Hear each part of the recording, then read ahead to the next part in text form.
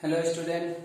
तो हम लोग पिछले दो लेक्चर में आइसोमरिज्म में डीओयू के बारे में पढ़ चुके थे। हम लोग कुछ स्ट्रक्चरल आइसोमर एक्चुअली पढ़ रहे थे, लेकिन हम अभी स्ट्रक्चर बनाने के लिए सीख रहे हैं। वो बाद में आपको स्ट्रक्चरल आइसोमर के फॉर्म में दिखेगा, ठीक है। तो उसी में हम लोग कंटिन्यू करते हुए अगला जो हमारा कंपाउंड है वो C6H12 है।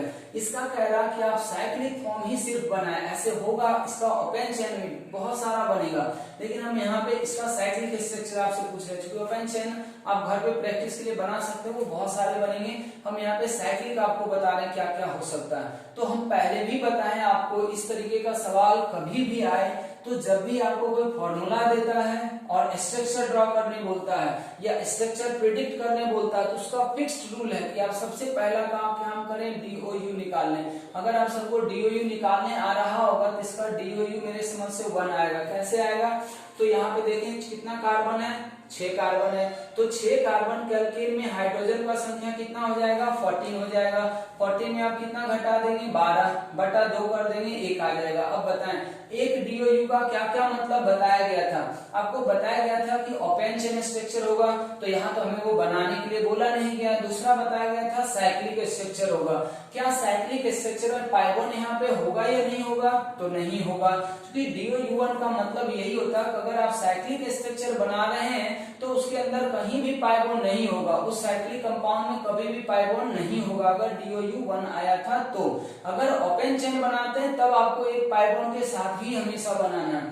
फिलहाल अब हम इसका पॉसिबिलिटी सोचते हैं कि क्या क्या हो सकता है। तो हम आपको पहले भी इसका तरीका बता चुके थे कि सबसे पहला आप क्या काम करें, मैक्सिमम से जाए। मैक्सिमम करने का मतलब अब इसमें देखिए कि कितना एटम है जो रिंग बना सकता है। तो इसमें रिंग बनाने वाला सिर्फ कार्बन ही है और वो कितना है? 6 है। तो 6 कार्बन एटम को यूज करके हम यहाँ पे इसका पहला रिंग बनाएंगे। इसीलिए हम बार बार बात पे रिपीट करते हैं ताकि आपको बात जल्दी से याद हो और ये सब काम हम लोग आराम से कर सकें। अब देखिए 6 बन गया। अब हम फिर से क्या करेंगे, अब इसका रिंग का साइज धीरे धीरे करके छोटा करते जाएंगे। एक एक कार्बन का हटाना, एक एक कार्बन को हटाते जाना, और जो कार्बन हटता है, जो बच रहा आपका कार्बन रिंग बनाने के बाद, उसका क्या सोचे, पॉसिबल सब्स्टिट्यूएंट बनाए कि क्या क्या सेट हो सकता है। बस इतना ही दो काम इसमें सोचना होता है स्ट्रक्चर बनाने में। अब जैसे देखिए यहाँ पे 6 हो गया। अब हम क्या करेंगे, 6 से एक कम का बनाएंगे। तो जब हम एक कम का बनाएंगे इसका मतलब कितने एटम का रिंग बनेगा? 5 का रिंग बनेगा। अब बताएं हमारे पास कार्बन था 6, हम रिंग बनाए 5, तो अभी एक कार्बन आपका बचा ना। तो एक कार्बन का जो सब्स्टिट्यूएंट होता है वो क्या बन सकता है? सिर्फ मिथाइल। तो अब हमारे पास एक मिथाइल सब्स्टिट्यूएंट है। फिर हम सोचेंगे कि उस मिथाइल सब्स्टिट्यूएंट को इस साइक्लोप्रोपेन ये साइक्लोपेंटेन के ऊपर या 5 मेंबर का जो रिंग है इसके ऊपर हम कैसे कैसे लगा सकते हैं, कितने डिफरेंट तरीके से लगा सकते हैं। तो फिलहाल इस पे लगाने का हमारे पास एक ही रास्ता है, क्योंकि हम इन 5 में से किसी भी कार्बन पे लगाएं सिमिलर स्ट्रक्चर ही बनेगा, इसलिए ये ऐसा हो गया। अब हम आते हैं तीसरा में, 4 ये 5 हो गया। 5 के बाद का जो रिंग बनेगा वो क्या बनेगा? 4 बनेगा। तो 4 नंबर का एक रिंग बना दिया। अब सोचिए आपके पास कितना एक्स्ट्रा कार्बन बच गया है, 2 कार्बन आपको एक्स्ट्रा मिल रहा है। अब एक्स्ट्रा कार्बन हमेशा किस में कन्वर्ट होगा? सब्स्टिट्यूएंट में। तो हम पिछले क्लास में भी बताए थे कि जब 2 कार्बन बचता है तो 2 कार्बन का क्या क्या पॉसिबिलिटी है सब्स्टिट्यूएंट का। सेट ऑफ सब्स्टिट्यूएंट क्या हो सकते हैं? सेट ऑफ सब्स्टिट्यूएंट 2 कार्बन से किस किस तरह का सेट बना सकते हैं। पहला जो सेट बनता है वो 2 मिथाइल का बनता है। पहला जो सेट बनेगा 2 मिथाइल का बनेगा, और एक सेट क्या बनेगा? दूसरा सेट इथाइल का। तो पहले आप बचे हुए सब्स्टिट्यूएंट को क्या करें, बचे हुए कार्बन का सब्स्टिट्यूएंट सोचे कि क्या क्या पॉसिबिलिटी है। तो हमें ऐसा लग रहा है कि 2 कार्बन का या तो हम 2 मिथाइल बना दें, एक कार्बन से एक मिथाइल, फिर बचे हुए कार्बन से एक मिथाइल। और अगर हम इथाइल बनाते तो इथाइल बनाने के लिए हमें 2 कार्बन चाहिए एक इथाइल बनाने के लिए, इसीलिए यही 2 सेट सब्स्टिट्यूएंट का बन सकता है, इसके अलावा कोई नहीं बनेगा। इतना सोचने के बाद हम क्या सोचते हैं कि अब हर एक सेट के साथ हम इसको अरेंज करने की कोशिश करेंगे। अब सोचें कि इस पहले 4 मेंबर रिंग के ऊपर इस 2 मिथाइल को आप कितने तरीके से अरेंज कर सकते हैं ताकि स्ट्रक्चर आपको अलग अलग दिखे। ये सब बहुत ही आसान काम है, इसमें हम लोग क्या कर सकते हैं, सोचेंगे एक यहाँ लगा देते हैं, एक यहाँ लगा देते हैं। अब कोई सोचेगा चलो एक तो ये बन गया, अब हम यहाँ लगा दिए, यहाँ लगा दिए, क्या एक ही बनेगा या अलग अलग बनेगा? सब सेम ही बनेगा। कहीं भी आप लगातार दो जोड़ दें वो स्ट्रक्चर सेम ही होगा। यहाँ यहाँ लगा दें, यहाँ यहाँ लगा दें, यहाँ यहाँ लगाए, यहाँ यहाँ लगाए। अगर आपको नोमेनक्लेचर का नॉलेज होगा तो आप करके देख रहे हैं, ये तो सेम ही स्ट्रक्चर मिलेगा। एक तो ये हो गया। अब हम 4 वाले में ही अभी रहेंगे, जब तक वो पूरा पॉसिबिलिटी खत्म नहीं हो जाता हम 3 में नहीं जाना चाहेंगे। अब देखिए 4 में वापस फिर से क्या पॉसिबिलिटी है, क्या हम मिथाइल के साथ आएंगे या नहीं? अभी हम जब तक मिथाइल का सारा अरेंजमेंट इसके ऊपर कर नहीं देते हैं तब तक हम इथाइल के साथ इसके अरेंजमेंट में नहीं आएंगे। अब कोई कहेगा अच्छा ऐसा करते हैं कि एक यहाँ लगा देते हैं, एक यहाँ लगा देते हैं, ये तो अलग हो गया क्योंकि ये 1 2 होगा, ये 1 3 हो जाएगा, ये अलग है। अब सोचें कि अब हम लोग अभी और भी ये कर सकते हैं। कोई कहेगा अब तो कोई उपाय नहीं है। उपाय क्योंकि अगर किसी कार्बन पे 2 हाइड्रोजन है तो हम सेम कार्बन पे 2 सब्स्टिट्यूएंट कर सकते हैं। तो दोनों मिथाइल को हम लोग क्या करते हैं, एक ही कार्बन पे लगा देते हैं। ऐसा भी तो हो सकता था। अब और कोई पॉसिबिलिटी सोचें, कोई पॉसिबिलिटी नहीं है। मिथाइल को 2 मिथाइल को हम 4 मेंबर रिंग के ऊपर इसी 3 तरीके से अरेंज कर सकते हैं। इसके अलावा और कोई दूसरा ऑप्शन हमारे पास नहीं बचा है।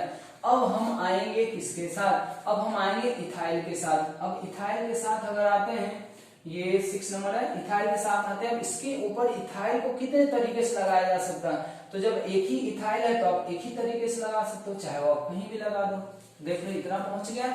अब हमारे पास 4 मेंबर रिंग में कोई पॉसिबिलिटी मेरे समझ से नहीं बचा है।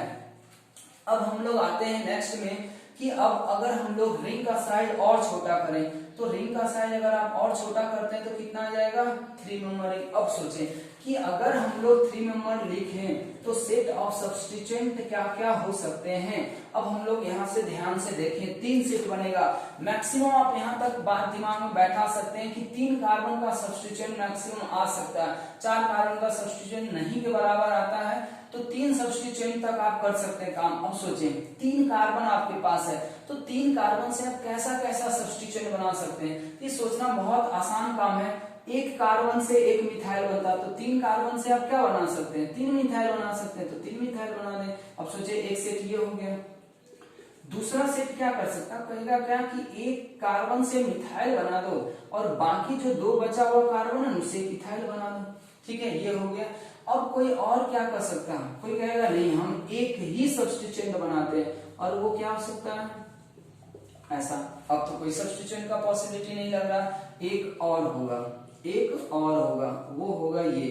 अब ये सब हम कैसे सोचते हैं, कैसे कर पाएंगे? तो ये सब काम करने नोमेनक्लेचर में भी बताया गया है कि अगर आपके पास कोई भी अल्केन दिया गया हो तो उससे आप कितने डिफरेंट तरह का अल्काइल ग्रुप बना सकते हैं। तो उसका रूल ये होता है कि उस अल्केन में जितना डिफरेंट हाइड्रोजन होगा, जितना डिफरेंट हाइड्रोजन होगा उतना सब्स्टिट्यूएंट आप बना सकते हैं। तो हमारे पास चूंकि 3 कार्बन था तो 3 कार्बन को हम अलग अलग पहले सोचें। यहाँ पे देखिए 3 कार्बन को हम अलग अलग सोचें। मान लो एक कार्बन है सब तो मिथाइल मिथाइल बना दिए। फिर सोचे क्या कि 2 कार्बन का एक अल्केन रहा होगा, एक कार्बन का एक अल्केन रहा होगा। तो इथेन से आप सिर्फ इथाइल बना सकते हैं और मीथेन से सिर्फ मिथाइल बना सकते हैं। अब सोचिए यहाँ पे 3 कार्बन का एक अल्केन भी तो बनाया जा सकता है। ये जितना भी अल्काइल ग्रुप बनता सब अल्केन से ही बनता है। तो हम जब ये बना रहे होते हैं तो हम यही सोचते हैं कि जो 3 कार्बन है उसका कितना अल्केन बनेगा, तो 3 मिथेन बनेगा, मतलब 3 मिथाइल भी पॉसिबल है। 3 कार्बन से कैसा कैसा अल्केन बन सकता है। तो कोई कहेगा क्या आप एक इथाइल बना दो, ये सॉरी एक मीथेन बना दो और दूसरा इथेन बना दो। तो जब उसका अल्काइल ग्रुप निकालेंगे तो यही दोनों आएगा। कोई कहेगा नहीं तीनों कार्बन को जोड़ के एक अल्केन बना दे। अब देखें तीनों कार्बन को अगर जोड़ के एक अल्केन बनाते हैं, ऐसे आप डायरेक्ट भी इतना सारा बात याद रखने तो काम हो जाएगा, लेकिन हम लिखते कैसे हैं, ये कैसे हमारे दिमाग में आया, उसको समझाने के लिए हम थोड़ा सा आपको बता दें कि 3 कार्बन का एक ये भी हो सकता है। अगर आपसे कोई कहता है कि इसका अल्काइल ग्रुप बनाए तो आप क्या करेंगे, ये हाइड्रोजन दोनों एक टाइप का है, फिर ये हाइड्रोजन अलग टाइप का। तो किसी भी अल्केन से उतना अल्काइल ग्रुप बन सकता है डिफरेंट जितना उस अल्केन में डिफरेंट हाइड्रोजन है। तो अब देखिए इसमें 2 तरह का डिफरेंट हाइड्रोजन है, तो इस प्रोपेन से बनने वाला अल्काइल ग्रुप भी कितने तरह का होगा, 2 का होगा। एक आएगा यहाँ से, एक आएगा यहाँ से। तो यहाँ से हम बनाते नॉर्मल प्रोपाइल होगा और यहाँ से बनाते तो ये आइसो हो जाएगा। इसीलिए हम ऐसा सब्स्टिट्यूएंट बनाएं। तो अब देखें इससे मैक्सिमम 4 ही सब्स्टिट्यूएंट बन सकता है। अब हमें क्या करना, हर एक सब्स्टिट्यूएंट के साथ इस पे अरेंजमेंट शुरू कर देना।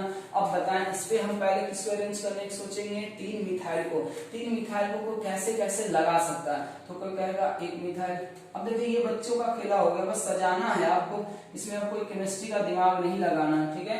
साइंस अब इसमें रह ही नहीं गया, बस अरेंज कर देना आपको। 3 ऐसा हो गया। अब इसमें हम अगर यहाँ पे देखें 9, तो अब कोई क्या कर सकता है, 3 क्या मिथाइल का अरेंजमेंट खत्म हो गया क्या, यही 3 तरीके से हो सकता था क्या, 2 तरीके से। एक तरीका तो ये हो गया, एक ये भी हो सकता है, कोई कहेगा क्या 3 है ना, तो 3 में से 2 को क्या करो 1 पे लगा लो और बचे हुए 1 को कहीं और लगा दो। ये ध्यान रहे हमेशा 4 बॉन्ड से ज्यादा नहीं बनना चाहिए, इसलिए ऐसा जरूरी नहीं हर एक कार्बन पे आप 2 लगा दो, इससे बेंजीन बन जाएगा। तो बेंजीन पे एक कार्बन पे आप हमेशा एक ही सब्स्टिट्यूएंट को जोड़ पाएंगे, क्योंकि वहां पे 3 बॉन्ड ऑलरेडी बना हुआ रहता है। तो हाइड्रोजन के बदले हम लोग लगाते हैं। ये हो गया 10वां आप देखें कि 3 सब्स्टिट्यूएंट को, ये जो 3 मिथाइल है, एक तो आप ऐसे अरेंज कर दिए, एक ऐसे अरेंज कर दिए। अब इसके अलावा आपके पास कोई ऑप्शन नहीं बच रहा होगा। तो कहेगा कैसे ऑप्शन नहीं है, यहाँ भी तो है कि इसको हम यहाँ नहीं लगा, हम 2 को यहाँ लगाते हैं, 1 को यहाँ लगा देंगे, तो वापस फिर से स्ट्रक्चर वही बनेगा, ठीक है। इसलिए हम कह रहे हैं कि ये 3 मिथाइल के साथ इसके ऊपर यही 2 पॉसिबिलिटी हो सकता है। अब हम लोग आते हैं 10वां, इसको लेके। तो इसको और इसको अगर हम लोग करेंगे तो क्या हो सकता है, 3 कार्बन है, 2 सब्स्टिट्यूएंट लगाने हैं, तो हम क्या कर सकते हैं कि एक पे मिथाइल लगा देते हैं और एक पे क्या करेंगे, इथाइल लगा देंगे। एक पे मिथाइल लगा देंगे, एक पे इथाइल लगा देंगे। अब इस सब्स्टिट्यूएंट के साथ सिर्फ एक ही अरेंजमेंट पॉसिबल है, क्यों, क्योंकि आप इसको कहीं भी 2 जगह पे लगाएं तो ऐसा हो सकता नहीं, एक और आ सकता है, एक और आ सकता है। यही चीज आपको सोचना ही पड़ेगा। अब छोटा छोटा सवाल याद करके बना सकते हैं, लेकिन जब अच्छा सवाल आएगा तो अगर आपके पास इसके तरीके को मालूम नहीं है, इसका तरीका आपको नहीं पता है, तो आप फिर सवाल नहीं बना सकते। अब सोचिए इसको एक तरीका ये हुआ, कोई ऐसा भी कर सकता है कि मिथाइल और इथाइल दोनों को आप क्या करो एक ही जगह लगा दो। ये भी तो एक तरीका हो सकता है, डिफरेंट तरीका है, देखिए। अब सोचिए इसका और कोई तरीका हो सकता है, नहीं हो सकता। अब आए हम लोग 11 नंबर। 11 नंबर में क्या होगा कि एक ऐसा है, तो एक ही सब्स्टिट्यूएंट है, तो एक सब्स्टिट्यूएंट को आप ऐसा ही जोड़ेंगे, CH2 इसको आप लाइन डायग्राम में जोड़ सकते हैं, कोई दिक्कत नहीं है। फिर से हम लोग आते हैं 12, तो इसमें देखिए कितना हो जाएगा, एक साइक्लोप्रोपेन, उसके बाद यहाँ पे ऐसा जोड़ना होगा। तो अगर आप सब्स्टिट्यूएंट बना सकते हैं तो ये भी याद रखने की जरूरत नहीं है, नहीं तो ऐसे याद रखें जब भी आपके पास 3 कार्बन बच रहे हो तो ये 4 तरह का सेट क्रिएट हो सकता है, और जिस रिंग पे लगाने हो, जिस ओपन चेन में लगाना हो, आप उसको ऐसे करके लगा सकते हैं ताकि डिफरेंट स्ट्रक्चर बन सकता है। ये बहुत ही इंपॉर्टेंट सवाल है। अब देखें, अब किसी के मन में ये डाउट आ रहा होगा, क्या एक कंपाउंड का इतना सारा स्ट्रक्चर पूछा जा सकता है क्या, नहीं। अब सवाल जब इसी में पूछेगा तो आपको वो अलग अलग तरीके से पूछेगा। हो सकता है कि क्वेश्चन यही दे, लेकिन आपको पूछेगा बताइए इसका कितना स्ट्रक्चर पॉसिबल होगा जिसमें 3 मेंबर रिंग होगा। तो 3 मेंबर रिंग का देखें 1 2 3 4 5 और 6 ही बन रहा ना, तो ये सब हम बना सकते हैं। अगर आपसे कोई पूछता है 4 मेंबर रिंग कंटेनिंग बताइए कितना स्ट्रक्चर होगा, तो ये बताया जा सकता है। 5 नंबर का एक ही बन रहा, 4 वाला इतना बन रहा, 6 वाला तो एक ही बन रहा। तो सवाल अलग अलग तरीके से बन सकता है। हम सवाल का बाइफरकेशन नहीं बता रहे हैं हमको, हम पूरे सवाल को ही डील करेंगे हमेशा। अब उसमें आपसे क्या पूछेगा वो आप तुरंत लिख सकते हैं। जब आपको पूरा लिखने आ रहा है तो पार्शियल आंसर तो आप कर ही सकते हैं। तो इस तरीके का इसमें सवाल आ सकता है। हम लोग और 1-2 सवाल इसके ऊपर करते हैं, पहले इसको लिख लें जल्दी से। चलिए, अभी ये एक नए तरीके का सवाल है। अभी तक हम लोग स्ट्रक्चर लिख रहे थे, अब हम लोग कुछ रिएक्शन से रिलेटेड पार्ट भी इसमें करके देखते हैं, ठीक है। अभी DOU1 हमारा पूरी तरीके से खत्म नहीं हुआ है। DOU1 अगर मान लीजिए फंक्शनल ग्रुप वाले में आता तब कैसे हम लोग बनाएंगे उसको भी आगे हम लोग देखेंगे।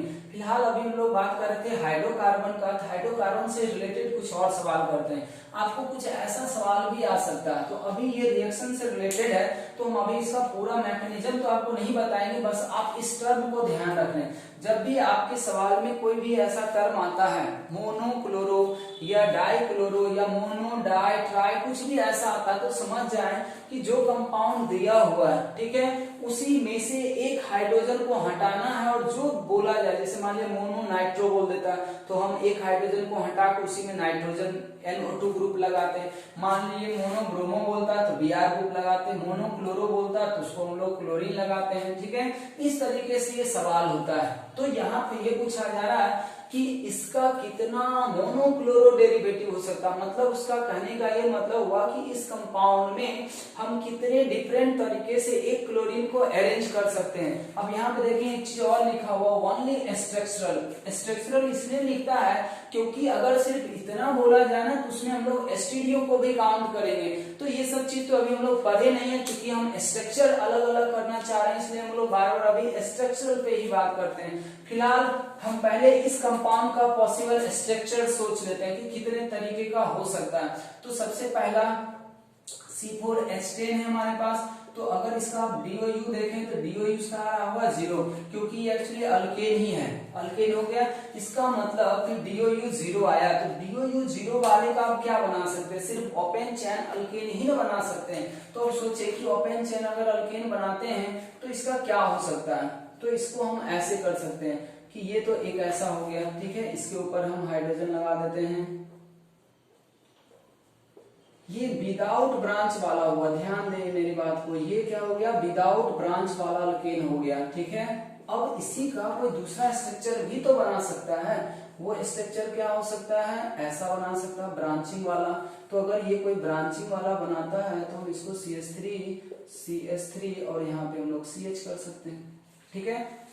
अब देखिए इस तरीके के सवाल का बनाने का भी रूल है।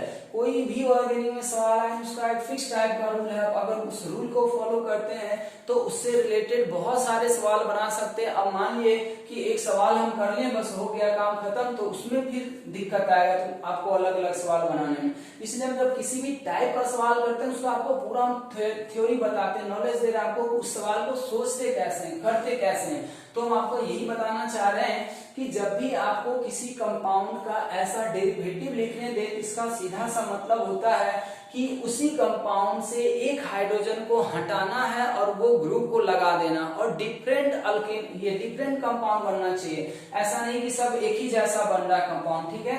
तो हम क्या करते हैं कि सबसे पहले जिस कंपाउंड का डेरिवेटिव बनाना है, अब देखिए इसका डेरिवेटिव बनाना, अगर डाइक्लोरो बोलता है इसका मतलब कहीं से भी हम 2 हाइड्रोजन हटाते हैं। ट्राई बोलता तो इसी कंपाउंड से हमें 3 हाइड्रोजन को हटाना था और उसी सब जगह पे क्लोरीन को लगाना था। फिलहाल मोनो बोला है इस कंपाउंड के लिए। सबसे पहला हम लोग का काम क्या है, इस कंपाउंड का पॉसिबल स्ट्रक्चर ड्रॉ करना। पहले आपको पता चले तब ना कि इसका क्या क्या स्ट्रक्चर हो सकता है, फिर ना उसमें से हम लोग हाइड्रोजन हटाएंगे। तो इसका स्ट्रक्चर ड्रॉ करने के लिए वापस देखिए किसका जरूरत पड़ेगा आपको, DOU का, कि इसका क्या क्या स्ट्रक्चर हो सकता है। तो DOU का कितना आ रहा, 0 आ रहा, और हम ये बता चुके हैं अगर किसी कंपाउंड का DOU 0 आता है इसका मतलब हुआ कि उसका सिर्फ और सिर्फ ओपन चेन स्ट्रक्चर ही बनेगा, उसमें कोई पाइप बॉन्ड नहीं होगा, उसका कभी साइक्लिक स्ट्रक्चर नहीं होगा। अब ओपन चेन स्ट्रक्चर में भी हमेशा 2 चांस होगा, वो तो या तो ब्रांच वाला होगा या तो विदाउट ब्रांच वाला होगा। अब वो डिपेंड करेगा उस कंपाउंड में प्रेजेंट कार्बन के ऊपर की ब्रांचिंग पॉसिबल है या नहीं है। फिलहाल जब 4 कार्बन हो या 4 से ज्यादा कार्बन हो तो ब्रांचिंग पॉसिबल होता है। इसलिए हम देखिए पहले एक ओपन चेन बनाए, उसके बाद फिर से क्या किया, ब्रांचिंग बनाए। अब इसमें हम लोग को क्या सोचना है कि इसमें से एक क्लोरीन को, एक हाइड्रोजन को हटाना, एक क्लोरीन को जोड़ना है। तो अब ये हम कैसे करेंगे, इसके लिए ये बताना होगा आपको कि किसी भी अल्केन में जितना डिफरेंट हाइड्रोजन होता है, किसी भी अल्केन के अंदर जितना डिफरेंट हाइड्रोजन होगा उसका उतना ही डिफरेंट अल्काइल ग्रुप भी बनेगा और उतना ही उसका मोनोक्लोरो डेरिवेटिव भी बनेगा, ठीक है। ये बात हम नोमेनक्लेचर में भी भी बताते हैं और अभी थोड़ा देर पहले भी हम लोग डिस्कस कर रहे थे और यहाँ भी वही चीज लगा रहे हैं। तो अब बात आता है कि डिफरेंट हाइड्रोजन हम पहचानते कैसे हैं। तो डिफरेंट हाइड्रोजन पहचानने के लिए पहले हमें डिफरेंट कार्बन को पहचानना होता है, उसका कनेक्टिविटी देखना होता है, फिर उसके बाद में वो करते हैं। ये सारा चीज हम नोमेनक्लेचर में बता चुके हैं, लेकिन हम थोड़ा सा यहाँ भी रिपीट कर देना चाहेंगे। अब जैसे देखें ये 1 डिग्री है, ये 1 डिग्री है, ठीक है। तो ये कार्बन और ये कार्बन सेम टाइप का कहलाएगा। तो इस पे जुड़ा हुआ हाइड्रोजन और इस पे जुड़ा हुआ हाइड्रोजन सेम टाइप का होगा। इसका ये मतलब हुआ कि इस कार्बन के 3 में से किसी भी हाइड्रोजन को हटाएं या इस कार्बन के किसी भी 3 में से एक हाइड्रोजन को हटाएं, हमेशा आंसर एक ही आना है। तो इसका मतलब यहाँ से एक क्लोरीन लगाएंगे तो एक हो गया, तो एक डेरिवेटिव आपको यहाँ से मिल जाएगा, एक डेरिवेटिव आपको यहाँ से मिल जाएगा।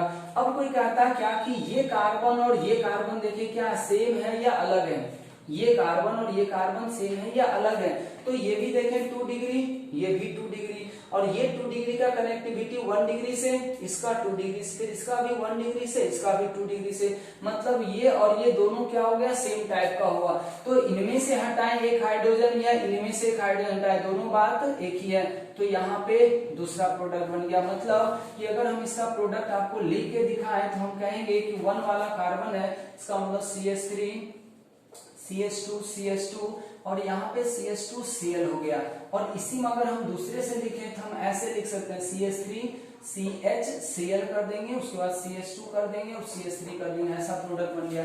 तो इस अल्केन में अगर कोई सब्स्टिट्यूशन करना चाहेगा तो इससे डिफरेंट 2 ही डेरिवेटिव बनेंगे क्लोरो के, एक ये और एक ये, तो 2 वहां से बन गया। अब हम आते हैं इसके, देखते हैं इसमें क्या हो सकता है। अब इसमें देखें क्या है, ये 1 डिग्री 1 डिग्री 1 डिग्री, तो ये तीनों एक ही टाइप का हुआ। जब एक ही टाइप का हुआ तो कोई यहाँ से हटाए या यहाँ से हटाए या यहाँ से हटाए, बात एक ही है। फिर ये देखिए कितना डिग्री है, 3 डिग्री है, तो ये एक अलग है। इसका मतलब यहाँ भी हाइड्रोजन है तो हम यहाँ से भी हटा सकते हैं। इसका मतलब कि यहाँ पे अगर हम देखें तो एक प्रोडक्ट वापस यहाँ से बनेगा और एक प्रोडक्ट वापस यहाँ से बनेगा। तो हम लोग अगर यहाँ का प्रोडक्ट लिखें तो ये कुछ ऐसा बनना चाहिए, ये हमारा प्रोडक्ट कुछ ऐसा हो जाएगा। अब देखें एक यहाँ पे एक यहाँ पे, ठीक है। तो टोटल कितना होगा, टोटल डिफरेंट कितना बना, टोटल डिफरेंट कितना हो गया 4। तो इसका आंसर भी हमारा कितना हो गया 4। तो हम समझते हैं इस तरह का भी अगर सवाल आता है तो आप कर सकते हैं। ऐसा सवाल हम नोमेनक्लेचर में भी बहुत सारा कर लेते हैं, फिर भी यहाँ पे भी हम लोगों को थोड़ा बहुत आइडिया होना चाहिए था, इसलिए हम लोग इस सवाल को कर चुके हैं। तो अब हम लोग आते हैं नेक्स्ट DOU2 में। ऐसा और भी ढेर सारा सवाल होता है, हम कंसेप्ट सारे सवाल का आपको बता दिए। आपको अगर इतना बात समझ में आ गया हो, अगर ये सब चीज चेक करने आता हो, हटाने आता हो, फिर इस तरह का सवाल हम आराम से कर सकते हैं। अब हम एग्जाम्पल भले ही बहुत सारा कर सकते हैं, बट कंसेप्ट सब में इतना ही रहेगा। इसलिए हम एक आपको प्रैक्टिस के लिए यहाँ पे याद दिलाने के लिए कर चुके हैं। अब हम लोग आएंगे DOU2 के बारे में पढ़ते हैं, तो इसको जल्दी से लिखने सभी लोग।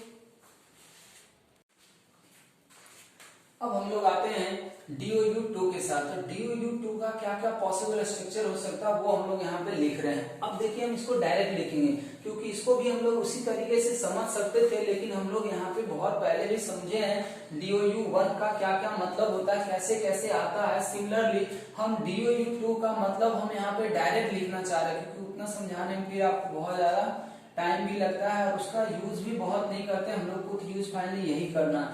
तो ये जो भी हम चीज लिख रहे हैं वापस आपको हम बताना चाहेंगे कि उसी तरीके से हम पहले पॉसिबल स्ट्रक्चर ड्रॉ किए थे, उसके बाद ही हमारा वहां से आइडिया आया था कि अगर किसी कंपाउंड का DOU2 आता है, इसका मतलब कि ऐसा पॉसिबल स्ट्रक्चर हो सकता है। अब जैसे देखिए पहला इसका पॉसिबिलिटी क्या होगा, अगर किसी कंपाउंड का DOU2 आता है तो इसका क्या पॉसिबिलिटी होगा, इसका पॉसिबिलिटी ये होगा कि ओपन चेन स्ट्रक्चर होगा। क्या होगा, ओपन चेन विथ या विदाउट ब्रांच, ठीक है। कंटेनिंग आइदर 2 डबल बॉन्ड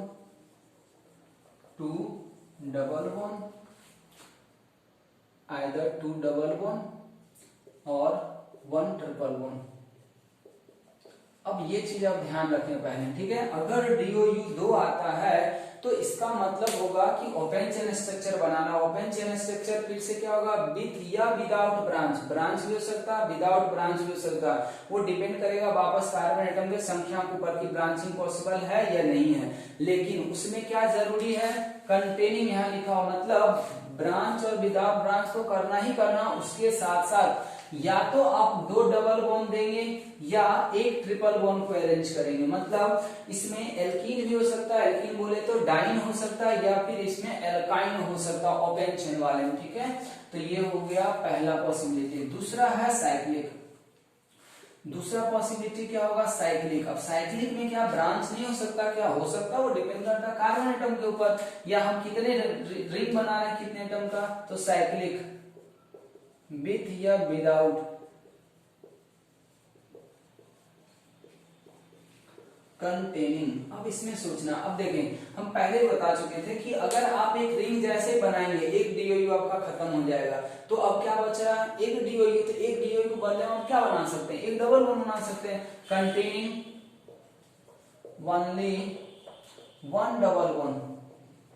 बहुत स्टूडेंट को ये भी दिक्कत होता है कि ये बात वो समझते नहीं है या याद नहीं रखते हैं, और DOU2 आया तो वो किसी तरीके से स्ट्रक्चर को सेट करने लगते हैं। मान लिया कहीं डबल बॉन्ड एक देना तो वहां पे वो 2 भी दे देंगे, जबकि एक ही होगा। अगर साइक्लिक बन गया है तो अब आपके पास एक ही DOU को कंज्यूम करना है, तो ओनली 1 डबल बॉन्ड देंगे। अगर साइक्लिक बना रहे हैं तो आपको सिर्फ और सिर्फ एक ही डबल बॉन्ड देना, और ये भी जरूरी नहीं है, ये सब बात याद रखें। हम ये कहीं नहीं लिखते हैं कि ये जो डबल बॉन्ड होगा वो रिंग के अंदर होगा, हम लिखते हैं कंपाउंड में होगा, कहीं भी हो सकता है, रिंग के अंदर हो जाए, रिंग के बाहर हो जाए, वो मतलब नहीं है। बस रिंग वाले सेक्शन में डबल बॉन्ड आपको दिखना चाहिए, कहाँ होगा वो तो आपको अरेंज करना खुद से। तीसरा ये भी तो हो सकता था, ठीक है, कि अगर हम डबल बॉन्ड नहीं देना चाहते, सिर्फ हम रिंग बनाना चाहते हैं, तो 2 रिंग भी बना देंगे अगर, तो भी तो हो जाएगा। तो हम ऐसे भी कर सकते हैं कि 2 रिंग। अब इसमें भी साइक्लिक हो सकती है, इसमें भी क्या हो सकता है, ब्रांचिंग अनब्रांचिंग हो सकता है, 2 रिंग। लेकिन ये 2 रिंग कैसा हो सकता है, 2 रिंग आइदर बाइसाइक्लो मतलब बाइसाइक्लो कंपाउंड हम किसको बोलते हैं, जिसमें कॉमन कार्बन 2 हो, जिसमें कॉमन कार्बन कितना हो, 2 कॉमन कार्बन हो, 2 कॉमन कार्बन, उसको हम लोग क्या बोलते हैं, बाइसाइक्लो, ठीक है। या इसको हम लोग बोल सकते हैं फ्यूज्ड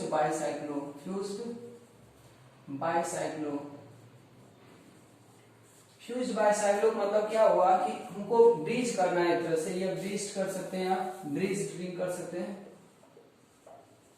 ब्रीज्ड रिंग।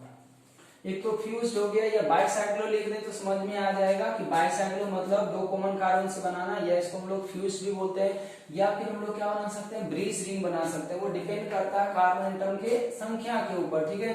जैसे मान लीजिए कि हम एक एग्जांपल देना चाहेंगे, तो ये ऐसा किया हुआ, अगर कोई यहां से ऐसे कर देगा तो ये क्या कहलाएगा ना, बाइसाइक्लो कहलाएगा, क्योंकि ये रिंग और ये रिंग के बीच में देखिए दोनों कॉमन कार्बन है।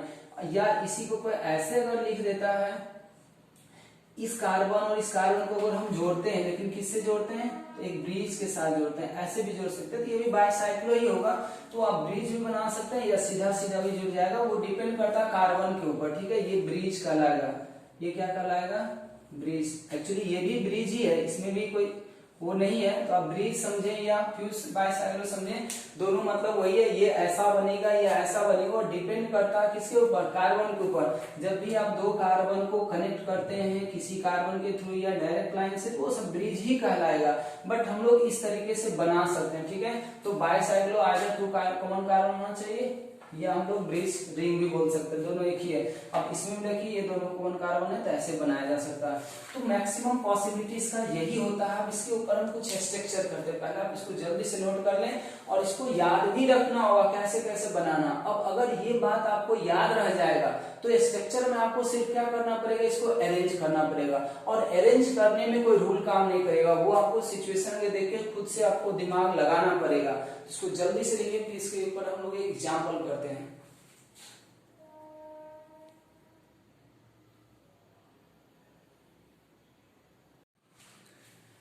चलिए आप इस सवाल को देखें, इसमें क्या कह रहा है, C4H6 का जितना पॉसिबल स्ट्रक्चर हो सकता है वो आप ड्रॉ करें। स्ट्रक्चर बताना, डिफरेंट स्ट्रक्चर, ये स्टीरियो नहीं लगाना, ठीक है, सिर्फ स्ट्रक्चरल है, ठीक है। तो अब हम यहाँ पे सबसे पहला काम क्या करेंगे, C4H6, C4H6 का पहला काम हमारा होगा DOU निकालना। अब देखिए जब हम स्ट्रक्चर करते हैं, डिफरेंट स्ट्रक्चरल आइसोमर का मतलब होता है सिर्फ स्ट्रक्चर आपको डिफरेंट करना, ठीक है, ओरिएंटेशन नहीं यूज करना, तो वो हम लोग स्टीरियो में पढ़ते हैं। बहुत लोगों को डाउट हो रहा हो कि स्ट्रक्चरल बार बार क्यों बोला जा रहा है, क्या स्ट्रक्चरल नहीं बोला जाए तो आंसर अलग हो सकता है, तो मे भी अलग हो सकता है, इसलिए हम अभी बार बार बात यूज करते हैं स्ट्रक्चरल आइसोमर, मतलब स्ट्रक्चर सिर्फ डिफरेंट करना है, कनेक्टिविटी डिफरेंट करना है, ठीक है। तो ये C4H6 है, DOU इसका कितना आ रहा होगा, 2 आ रहा होगा, देख लें। 4 कार्बन के एल्केन में कितना हाइड्रोजन होना चाहिए था, 10 है, कितना 6, तो 10 और 6 का डिफरेंस हो गया 4/2 आ जाएगा 2।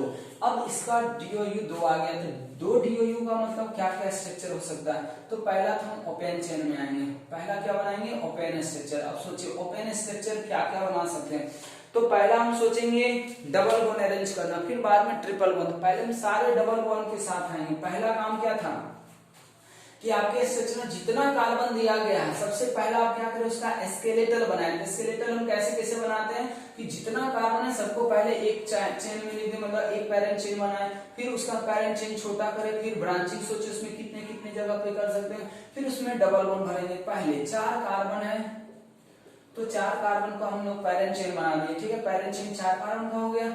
अब हमारे पास क्या करना है, सिर्फ हाइड्रोजन लगाना है क्या, नहीं, अभी हम लोग को क्या करना है, इसके अंदर 2 डबल बॉन्ड को एडजस्ट करना। अब सोचिए 2 डबल बॉन्ड को कैसे कैसे एडजस्ट किया जा सकता है। अब हम लोग बस इतना ही ध्यान रखेंगे कि हम कहीं भी लगा सकते हैं, बस बॉन्ड पूरा होना चाहिए, बॉन्ड एक्सीड नहीं होना चाहिए, कार्बन का 4 बॉन्ड से ज्यादा नहीं बनना चाहिए किसी भी कार्बन का।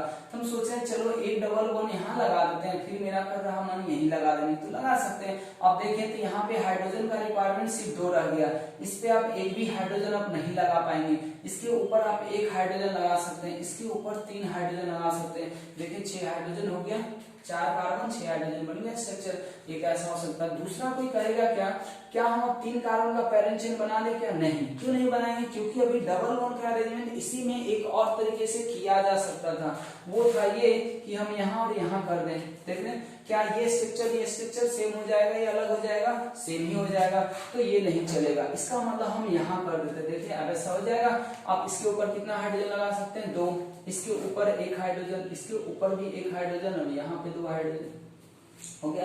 अब सोचें कि 4 कार्बन का पैरेंट चेन बनाते हुए double bond 2 double bond arrange करना, हमेशा एक नहीं 2 डबल बॉन्ड को और कोई तरीका से अरेंज किया जा सकता है क्या, नहीं, तो ये 2 हो गया।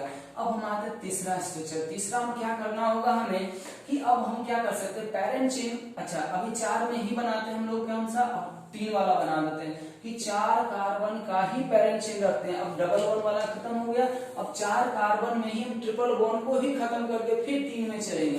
तो 4 में देखो ट्रिपल बॉन्ड हम यहाँ लगा सकते थे, यहाँ पे 1, यहाँ पे 1 भी नहीं, यहाँ पे 2 लगाना होगा और यहाँ पे 3 लगाना होगा। देख ले क्योंकि या तो 2 डबल बॉन्ड से बना है या 1 ट्रिपल बॉन्ड से बना है, तो डबल बॉन्ड वाला सारा खत्म हो गया 4 पैरेंट चेन वाले में। अब 4 कार्बन का ही पैरेंट चेन है, लेकिन ट्रिपल बॉन्ड वाला खत्म नहीं हुआ ना, तो ट्रिपल बॉन्ड खत्म कर रहे हैं। अब सोचे कि यहाँ पे अगर हम ऐसे लिखते हैं तो क्या यहाँ पे ट्रिपल बॉन्ड चलेगा क्या, ये दोनों वापस सेम हो जाएंगे, तो क्या हम इसको यहाँ पे लिख सकते हैं, बिल्कुल लिख सकते हैं। यहाँ पे अब 3 हाइड्रोजन लगा दे, यहाँ पे भी 3 हाइड्रोजन लगा दे, ये टर्मिनल एल्काइन, ये नॉन टर्मिनल एल्काइन हो गया। अब इसी में देखिए क्या होगा, इसी का ये स्ट्रक्चर अगर फाइंड आउट करना होगा तो आपको यही देगा, कहेगा ये कंपाउंड जो है किसी बेस के साथ रिएक्शन करता है तो वहां पे रिएक्शन एसिड बेस रिएक्शन होता है, तो बताइए कौन सा स्ट्रक्चर, इसका मतलब ये होगा terminal alkyne acid base reaction करता है, या इसके साथ अब टॉलेंस रिएजेंट का यूज करेंगे तो व्हाइट पीपीटी मिलेगा। तो रिएक्शन से ही आपको पता चलेगा कि फाइनली वो ये स्ट्रक्चर इस कंपाउंड का पूछना चाह रहा है, या ये स्ट्रक्चर पूछना चाह रहा है, या ये स्ट्रक्चर पूछना चाह रहा है, या ये स्ट्रक्चर पूछना चाह रहा है। तो अभी तो हम ऑल पॉसिबल स्ट्रक्चर ड्रॉ करते हैं, लेकिन इसमें से कोई एक स्ट्रक्चर आपको बाद में पूछना चाहेगा, तो इसी कंपाउंड के ऊपर वो रिएक्शन देता है, रिएक्टिविटी के अनुसार हम फिर इसमें से कोई एक डिस्टिंग्विश करते हैं। तो फिलहाल ये 3 वाला भी हो गया, 3 वाला अब इससे नहीं बनेगा ट्रिपल बॉन्ड के साथ। अब हम आते हैं क्या कि अब पैरेंट चेन को पहले छोटा करते हैं, क्योंकि पहले हम स्केलेटल बनाते हैं फिर उसमें डबल और ट्रिपल को फिट करते हैं। अब हम सोच रहे हैं क्या कि हम ऐसा कर देते हैं, हम क्या करते हैं, ऐसा करते हैं, 3 कार्बन का पैरेंट चेन बना दिए। अब सोचिए अगर 3 कार्बन का पैरेंट चेन तो बन गया, अब इसमें हमें क्या क्या अरेंज करना है, तो इसमें 2 डबल बॉन्ड अरेंज करना है या तो एक ट्रिपल बॉन्ड अरेंज करना चाहते हैं। हम सोचते हैं क्या, चलो एक डबल बॉन्ड यहाँ दे दिए, अब एक डबल बॉन्ड यहाँ दे देंगे, क्या स्ट्रक्चर बन जाएगा, क्या नहीं बनेगा, क्यों नहीं बनेगा, क्योंकि इसमें देखिए इसका कितना बॉन्ड हो गया, 5 बॉन्ड। तो किसी भी कार्बन का बॉन्ड 5 नहीं होना चाहिए, 4 ही हमेशा होना चाहिए, मतलब 2 डबल बॉन्ड एडजस्ट नहीं होगा। सोचते हैं ट्रिपल बॉन्ड बनाते हैं, तो अब ट्रिपल बॉन्ड भी बनाए तो भी इसका 5 हो जाएगा, मतलब ऐसा स्ट्रक्चर पॉसिबल नहीं होने जा रहा है। तो ये स्ट्रक्चर हम लोग यहाँ से मिटा भी सकते हैं। तो अब ओपन चेन में इससे ज्यादा स्ट्रक्चर नहीं बनेगा। अब हम लोग आते हैं साइक्लिक। अब साइक्लिक में सोचिए, साइक्लिक का क्या रोल बताया गया आपको, DOU 2 है, इसका मतलब एक तो रिंग बनाना और एक डबल बॉन्ड देना। अब रिंग का पॉसिबिलिटी पहले सोचते हैं, फिर डबल बॉन्ड का देखेंगे। अब देखिए 4 है, तो 4 कार्बन है, 4 रिंग बनाने वाला एटम, हमेशा ध्यान रखें रिंग बनाने वाला एटम अभी कितना है, सिर्फ कार्बन है, कार्बन से बनाएंगे। अगर मान लिया ऑक्सीजन होता तो ऑक्सीजन को भी यूज करते, नाइट्रोजन होता तो नाइट्रोजन को भी यूज करते। तो फिलहाल अभी यहाँ पे रिंग जो बनाएगा वो सिर्फ कार्बन है, तो 4 कार्बन है तो 4 कार्बन है, इसका मतलब हम एक रिंग बना सकते हैं। हो गया, क्या हम ऐसे ही छोड़ देंगे इसको, क्या नहीं, क्यों नहीं छोड़ेंगे, क्योंकि अभी इसमें डबल बॉन्ड भी देना, अब कहीं भी दे दें कोई जरूरी नहीं, रिंग के अंदर ही देना, तो रिंग के बाहर तो है भी कुछ नहीं, यहाँ जब भी पड़ेगा तो अंदर ही पड़ेगा। तो यहाँ पे क्या होगा, इस तरीके से हो जाएगा।